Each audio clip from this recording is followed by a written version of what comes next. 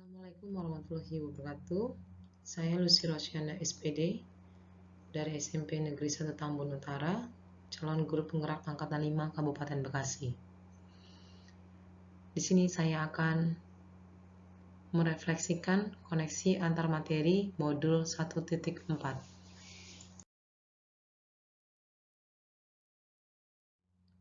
Pada modul 1.1 ini ada 4 submodul. Yang pertama, refleksi filosofis pendidikan nasional Ki Hajar Dewantara. Yang kedua ada nilai dan guru penggerak.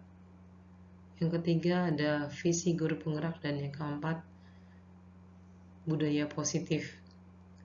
Keempat submodul ini tentunya sangat berkaitan dan juga saling menopang.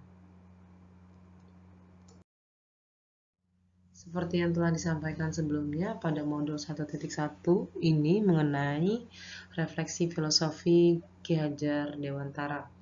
Seperti kita ketahui bersama, dasar ataupun filosofi Ki Hajar Dewantara ada 3. Yang pertama Ing Arso Sungtulodo, yang kedua ada Ing Madyo Mangunkarso, dan yang ketiga Tuturi Handayani. Di mana ketiganya ini sangat berperan dalam pendidikan Indonesia.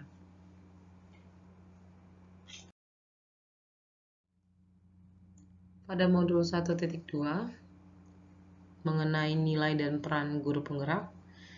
Adapun nilai guru penggerak, yang pertama berpihak pada murid, yang kedua mandiri, yang ketiga kolaboratif, dan keempat inovatif, serta yang kelima ada reflektif. Peran guru penggerak, yang pertama pemimpin pembelajaran, kedua coach bagi guru lain, ketiga mendorong kolaborasi, keempat student agency, yang kelima menggerakkan komunitas praktisi.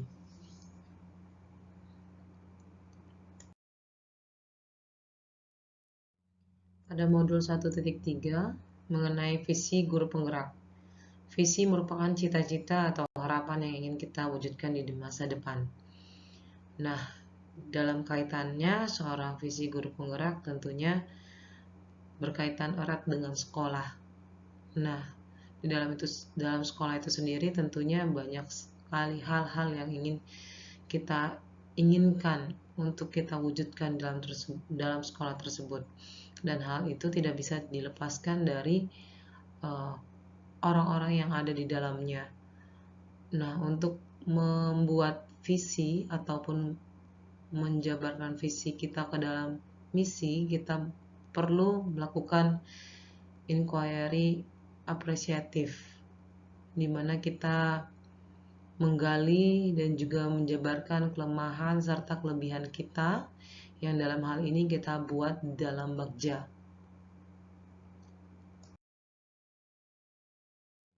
Dalam modul 1.4 mengenai budaya positif.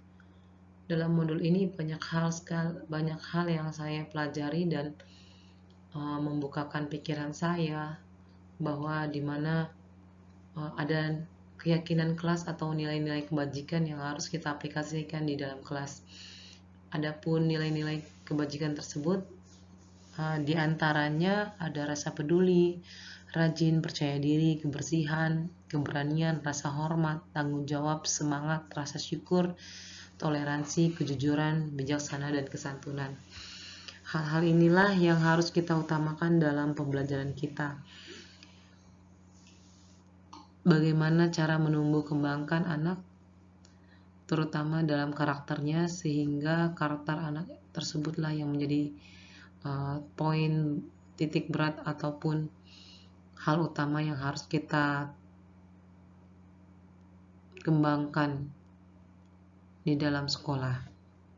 Lalu ada kontrol posisi seorang guru. Ada 5 kontrol posisi guru. Yang pertama penghukum atau punisher, yang kedua teman atau friend, yang ketiga pembuat rasa bersalah atau guilter, yang keempat pemantau atau monitor, dan yang kelima sebagai seorang manajer. Nah, seringkali sebagai seorang guru kita menemukan banyak permasalahan dan juga kesalahan yang dilakukan oleh seorang murid. Nah, Hal inilah yang sering kita lakukan sebagai seorang guru, dimana terkadang kita menjadi seorang penghukum. Tanpa mau tahu kita seringkali memberikan hukuman tanpa mau mendengarkan alasan-alasan anak. Nah, atau kita juga seringkali menjadi seorang teman yang membujuk anak untuk tidak melakukan sesuatu tanpa ada dasar yang jelas. Lalu seringkali kita juga menjadi seorang yang membuat rasa bersalah kepada anak dengan mengatakan, "Oh, kamu senang ya kalau gurunya begini, capek atau sedih." Nah, itu seringkali membuat murid merasa lebih tertekan. Nah, dalam hal ini, hukuman ataupun konsekuensi yang diberikan seorang guru ternyata tidak membawa dampak yang baik. Disinilah segitiga restitusi ini bisa mengganti hukuman dan juga konsekuensi yang terjadi di sekolah. Adapun langkah segitiga restitusi, yang pertama menstabilkan identitas, yang kedua validasi tindakan yang salah, yang ketiga menanyakan keyakinan. Dengan memberikan segitiga restitusi, kita juga memberikan atau menerima kebutuhan anak atau kebutuhan pada murid, di mana murid tentunya memerlukan kasih dan sayang dari kita sebagai seorang guru, dan juga murid memerlukan apresiasi atau pengakuan bahwa mereka juga bisa menyelesaikan masalah mereka sendiri dan mereka bisa menyadari dan juga memberikan suatu keyakinan positif dalam diri mereka sendiri.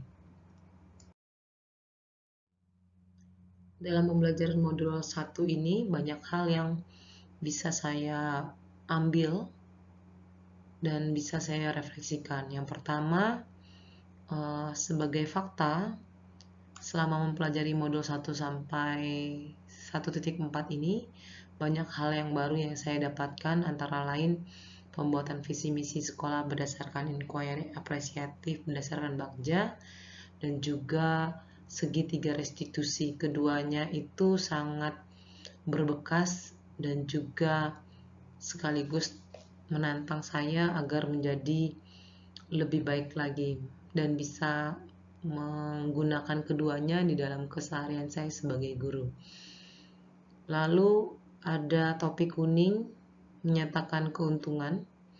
Keuntungan yang saya dapatkan dalam mempelajari modul 1.1 sampai dengan 1.4 ini sangat banyak, terutama pada modul 1.4 tentang budaya positif dan penerapan segitiga restitusi, di mana penerapan segitiga restitusi lebih baik daripada pemberian hukuman ataupun konsekuensi.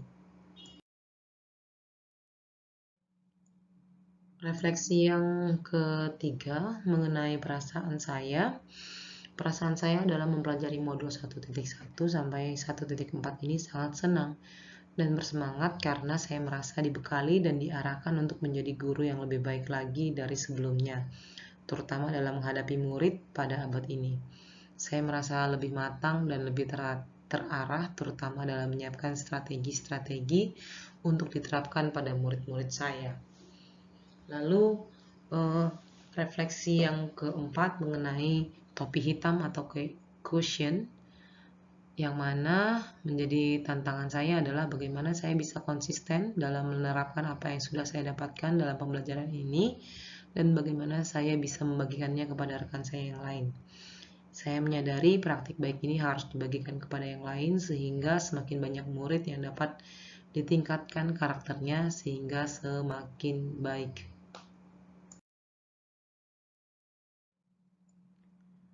Refleksi yang kelima mengenai proses. Sebelum mempelajari modul ini, saya hanya fokus dalam menyelesaikan materi pembelajaran saya.